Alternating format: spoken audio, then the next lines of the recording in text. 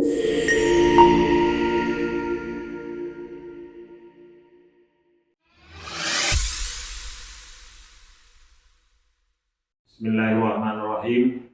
Assalamualaikum warahmatullahi wabarakatuh. Saya Zihab, dosen Stay Hamzah Lombok Timur, peserta PKDP PTP UIN Mataram Angkatan 5 tahun 2025 akan menampilkan video pengajaran dengan media pembelajaran pada mata kuliah pengantar manajemen. Selamat menyaksikan. Bismillahirrahmanirrahim. Assalamualaikum warahmatullahi wabarakatuh. Waalaikumsalam warahmatullahi wabarakatuh. Oke, kita bertemu kembali pada pertemuan kita yang keempat, mana pada pertemuan kita sebelumnya kita sudah membahas tentang pengertian manajemen. Kemudian sekarang pada pertemuan ini kita akan membahas fungsi manajemen. Mana kabarnya, baik semua? Alhamdulillah. Tentunya di sini tidak henti-hentinya kita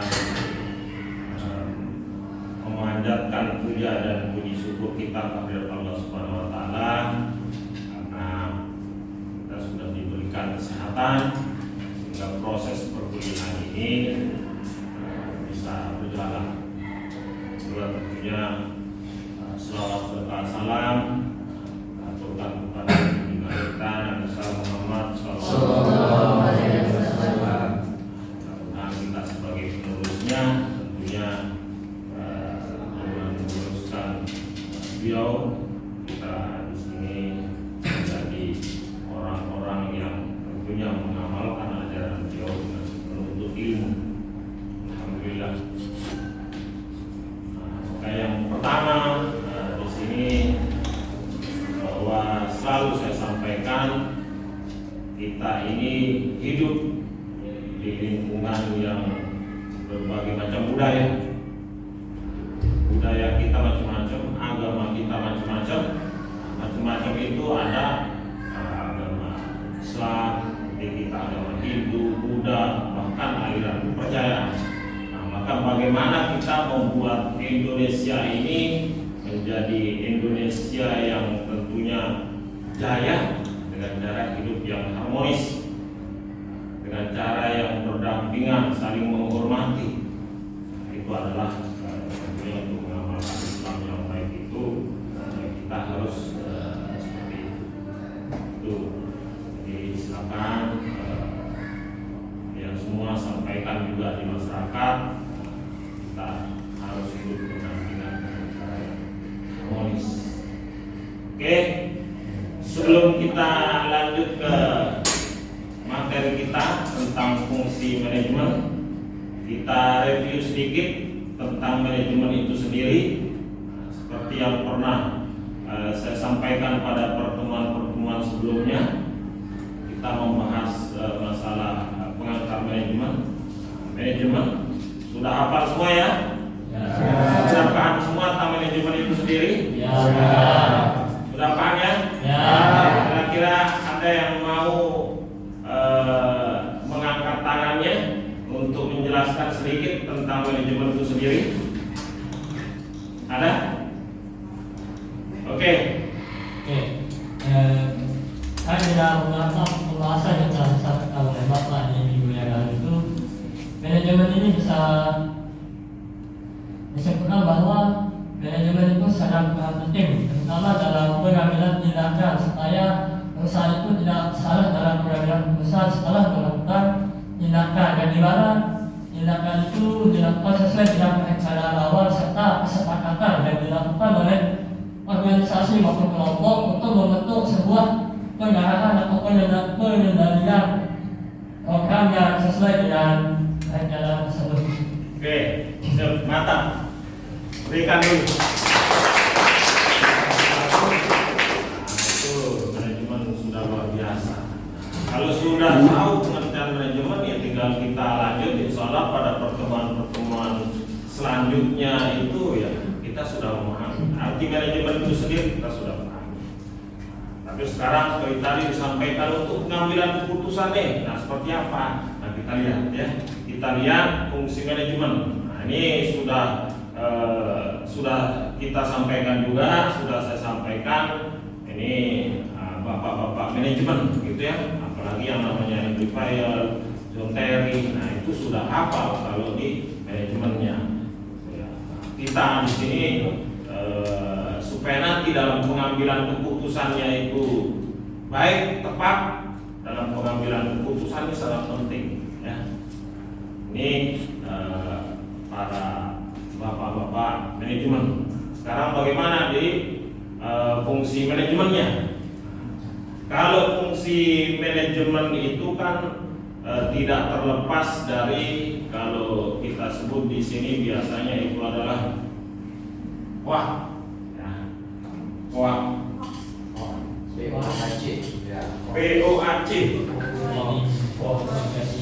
Apa itu?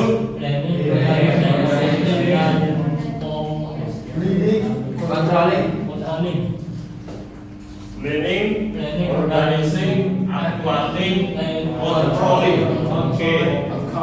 Oke. Nah, ini kita lihat sekarang perencanaan. Perencanaan atau planning.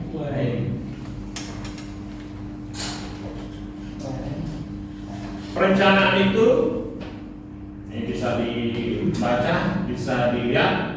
Nanti kita share materinya juga yang untuk fungsi manajemen. Menetapkan tujuan, kinerja, hasil atau sasaran yang ingin dicapai dan menentukan cara mencapai tujuan tersebut. Nah, sudah jelas di sini ya. Jadi dalam merencanakan, jadi ada tujuan atau hasil yang dicapai. Ini perencanaan. Jadi tidak bisa kita melakukan sesuatu itu tanpa perencanaan. Jadi harus kita pakai perencanaan. Misalnya kita membuat bisnis plan. Dalam membuat bisnis plan itu kita harus pakai perencanaan yang benar. Tidak bisa kita ngarang-ngarang tanpa melakukan perencanaan. Maka harus direncanakan. Misalnya ketika kita membuat bisnis plan, apa di rencana kita? Maka kita buat RAB. RAB itu namanya rencana anggaran biaya. Nah, jadi harus dia nampak di sana untuk perencanaan ya, di RAB itu sendiri. Ini kemudian di sini ada keberhasilan perencanaan dipengaruhi oleh informasi yang akurat tentang kondisi perusahaan atau internal dan lingkungan bisnis eksternal. Nah, informasi ini dapat dari analisis yang dilakukan sebelumnya. Maka kita lakukan analisis. Ketika kita merencanakan suatu kegiatan, suatu bisnis, kalau kita di sini adalah ekonomi syariah, maka kita analisis.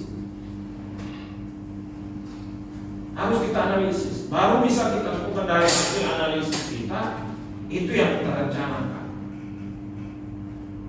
Misalnya analisa kita di sini seperti tadi analisa tentang bisnis plan.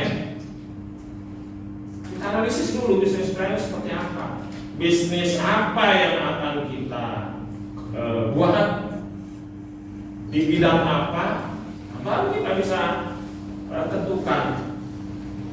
Itu namanya merencanakan. Ini betul-betul kita rencanakan supaya ketika itu berjalan, kita sudah bisa menentukan. Nanti misalnya kita mau keuntungannya, di perencanaan itu kita tentukan dia. Karena RAB-nya sudah naik. Misalnya untuk operasional usaha yang kita lakukan itu sudah kita naikkan. Berapa operasionalnya? Kemudian gaji karyawan berapa? Sudah naik semuanya. Nah, ketika suatu produk, produk harga jualnya berapa? Sudah kita naikkan. Maka dia sudah kelihatan keuntungannya berapa. Ini di perencanaan. Kalau sudah mantap perencanaannya, nah ini keberhasilannya ya. Kemudian di sini kita lihat ruang lingkup kerja perencanaan seperti apa. Oke. Ini perlu seperti tadi analisis lingkungan eksternal dan eksternal. Lingkungan internal, lingkungan kerja sendiri, eksternal jadi luar. Jadi banyak faktor gitu ada, tapi di sini dibagi dia menjadi dua.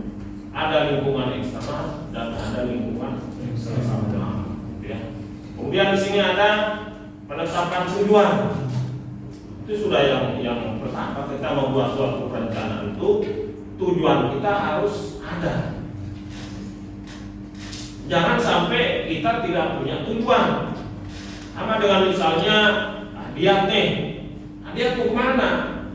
Tujuannya itu harus jelas.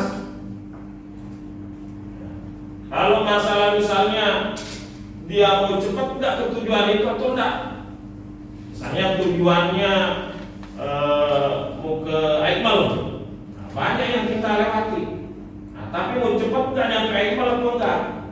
Kalau mau cepat, ya sudah langsung ke sana. Tapi kalau mau lambat, ya mungkin berhenti dulu, ke temannya dulu, lama dia. Nah, maka di sini penetapan tujuan itu harus. Penetapan tujuan itu harus supaya tepat. Sama dengan nanti mungkin ketika kita membahas mungkin nanti ke depannya visi misi. Visi misi harus kita tentukan. Visi kita membuat suatu usaha apa, misi kita apa, harus kita tentukan dengan tepat supaya kita bisa mencapai itu. Ini kalau kita penetapan tujuannya ya. Kemudian di sini ada identifikasi publik dan pesan yang ingin disampaikan. Nah, di ruang lingkup perencanaan itu ada, gitu ya. Kemudian di sini pemilihan strategi dan taktik untuk mencapai tujuan. Nah ini penting. Pemilihan strategi dan taktik untuk mencapai tujuan. Jadi banyak orang-orang dengan cara taktik yang macam-macam untuk mencapai tujuan itu. Sekarang sama, dia harus viral di media sosial. Nah, itu salah satu untuk mencapai tujuan itu.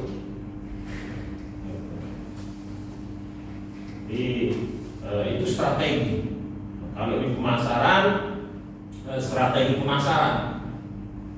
Strategi pemasaran itu seperti apa? Itu untuk mencapai tujuan itu. Strategi yang kita pakai, gitu ya. Kemudian di sini ada alokasi skala waktu dan sumber daya yang akan digunakan. Nah, sumber daya ini.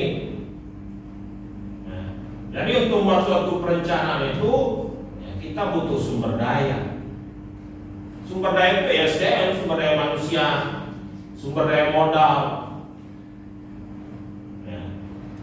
Untuk mencapai tujuan. Kalau tidak punya sumber daya, sudah kita mungkin untuk mencapai tujuan itu sendiri aman. Karena alokasi waktunya harus kita bisa tentukan. Kemudian di sini evaluasi dan review. Jangan lupa, kalau sudah ini berjalan harus kita evaluasi. Ya, harus kita evaluasi, harus kita nilai, harus kita ukur. Nah, sampai di mana? Ya, sampai di mana ya? Kita evaluasi. Review seperti tadi. Belum kita review. Nah, kita lihat dulu yang kemarin seperti apa.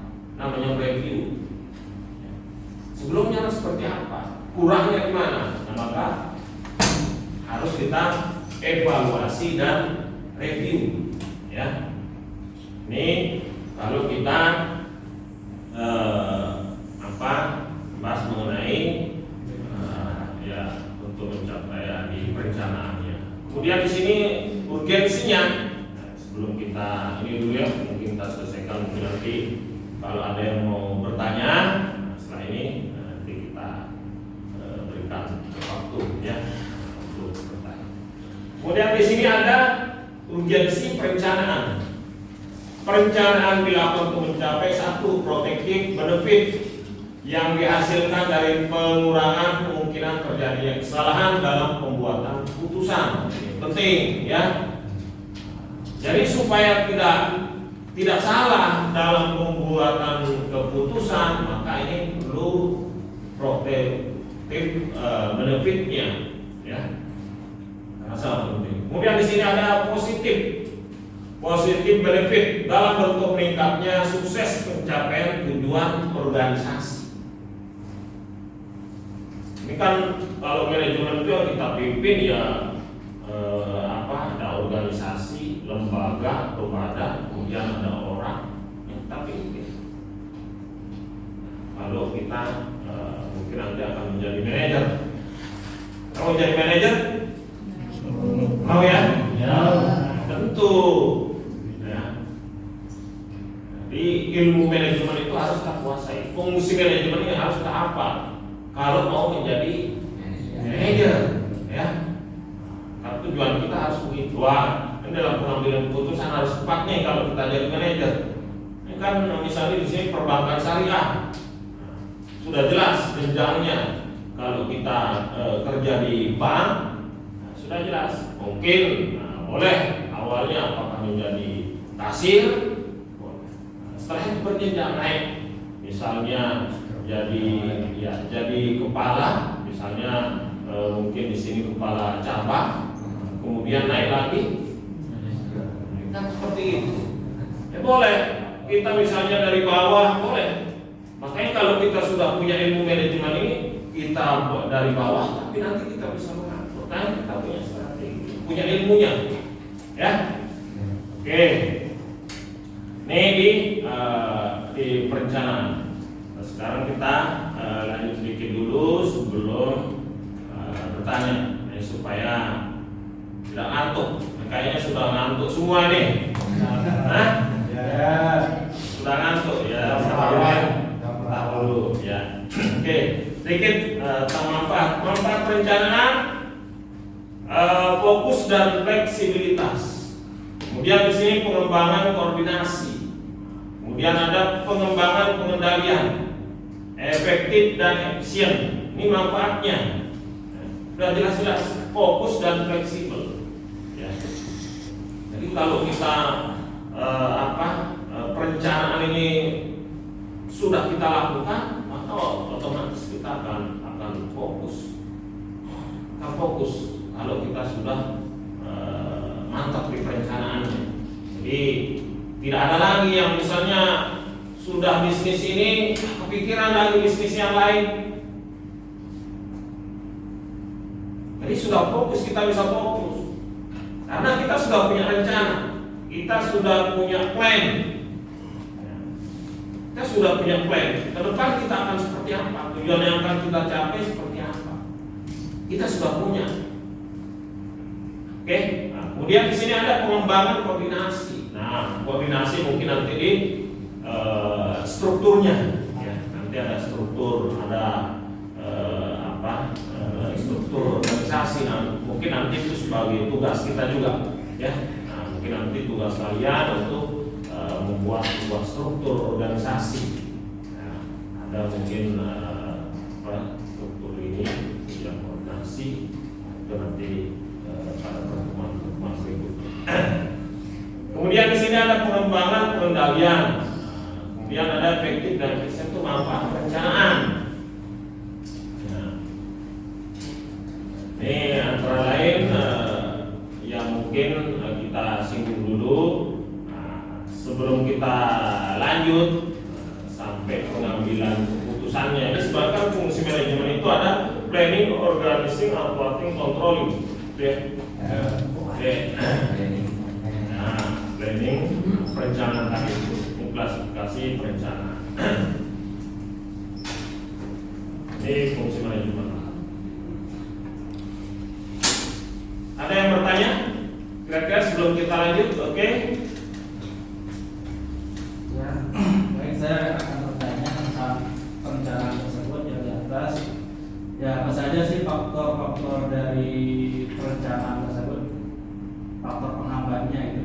Oh, faktor penghambat. Ya. dari perencanaan. Baik, kira-kira ada yang menanggapi sebelum kita mungkin nanti sama-sama jawab bersama. Silakan kalau ada yang ingin menanggapi faktor penghambatnya. Ketika kita merencanakan sesuatu tentu ada faktor penghambat. Ya, faktor penghambat ketika kita merencanakan ini kasarannya ya kira-kira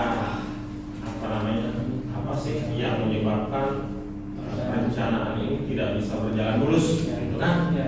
Tentunya ada faktor penghambat.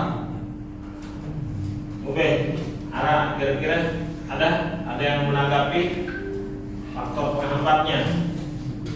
Ini nanti masalah salahnya jangan terlalu fokuslah ke masalah benar, jangan terlalu itu. Kita coba ini berdiskusi saja ya, berdiskusi. Nanti kita bersama untuk memecahkan bersama. Ada faktor penghambatnya? Ya. Faktor penghambat perencanaan, ya, perencanaan dalam pengambilan keputusan tentunya di sini ya. Dan itu menjadi. Oke, baik. Di sini saya akan menjawab pertanyaan dari saudara kita, Pembridom. Di sini menurut saya faktor penghambat dari sebuah perencanaan itu yang pertama kurangnya informasi. Kesediaan data dan informasi yang tidak memadai dapat menghambat proses sebuah perencanaan itu. Yang kedua, sumber daya terbatas. Keterbatasan sumber daya membatasi kemampuan sebuah perencanaan. Misalkan kita berencana ingin membangun sebuah pabrik, sedangkan sumber daya alam kita itu terbatas. Baik itu sumber daya manusianya juga atau kekurangan orang, modal atau uang dan lain-lain. Yang ketiga, ketidakpastian. Ketidakpastian tentang masa depan atau perubahan yang tidak terduga dapat membuat perencanaan sulit. Seperti terjadinya sebuah bencana alam, itu tidak terduga. Dan itu saja. Oke, terima kasih. Ada yang cewek mungkin? Dari cewek? Ada yang menanggapi kira-kira?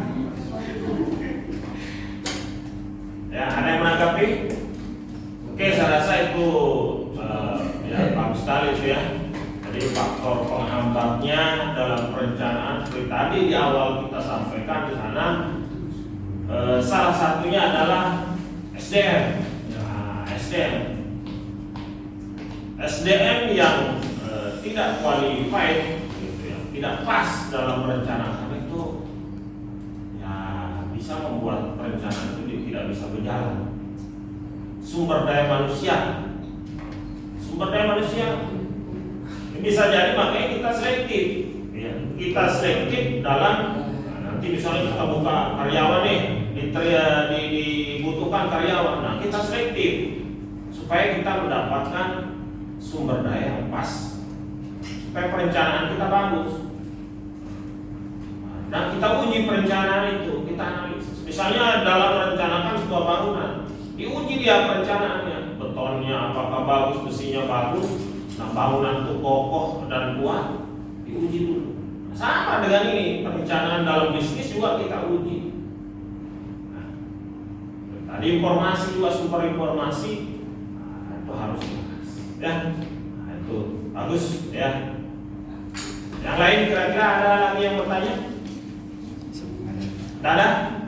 Oke, kita lanjut sedikit kalau tidak ada sebelum ini semuanya sudah mulai ngantuk-ngantuk gitu ya. Sudah mulai lapar katanya. Ya, karena ini memang sudah pendekatan dalam perencanaan. Nah, ini pendekatan perlunya ada pendekatan atas bawah atau disebut dengan top down, pendekatan bawah ke atas atau bottom up. Nah, dia mesti ada pendekatan campuran, pendekatan kelompok, ya. dalam pendekatan ke dari atas ke bawah, ini mungkin ada juga yang menerapkan seperti itu. Nah, sekarang tinggal pendekatan, kita mau pakai yang mana? Dari atas ke bawah atau dari bawah ke atas, atau campuran, atau pendekatan kelompok. Ini model pendekatannya. Model pendekatan yang digunakan dalam perencanaan. Jadi dari tingkatan atas ya, ke bawah, atau dari bawah. Nah, dari tingkat yang paling bawah. Ini kita rencanakan campuran antara atas dan bawah sudah kita. Ini model pendekatan. Ya. Ya, ini mungkin yang bisa kita sampaikan dulu pada pertemuan kita ini. Insya Allah pada pertemuan berikutnya akan kita bahas kembali. Kita sambung sampai dengan pengambilan keputusannya seperti apa, ya, pengambilan keputusannya. Tapi nanti ini absennya diedarkan dulu hadiah. Ya, sudah nanti di absen ya, nanti di absen. Sebelum kita tutup, kalau tidak ada pertanyaan lagi, ya.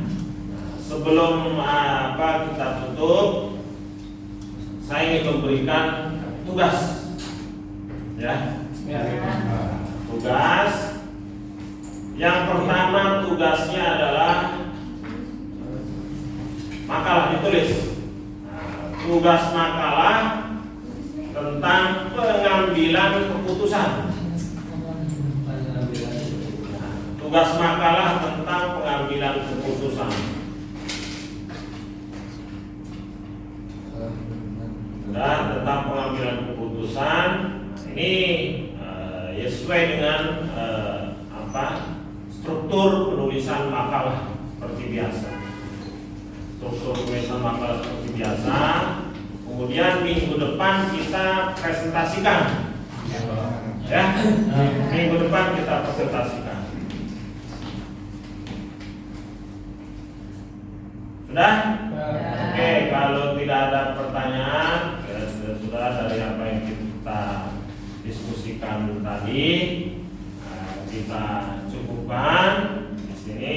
Nah, tentu saya pesankan kepada kalian semua, ya kalau pulang hati-hati di jalan. Saya pulang hati-hati di jalan karena ada yang rumahnya jauh. Dan terima kasih. Saya mohon maaf teman-teman kalau ada hal-hal yang kurang pas saya sampaikan. Oke, sebelum kita marilah kita tutup pertemuan kita pada hari ini dengan sama-sama melafazkan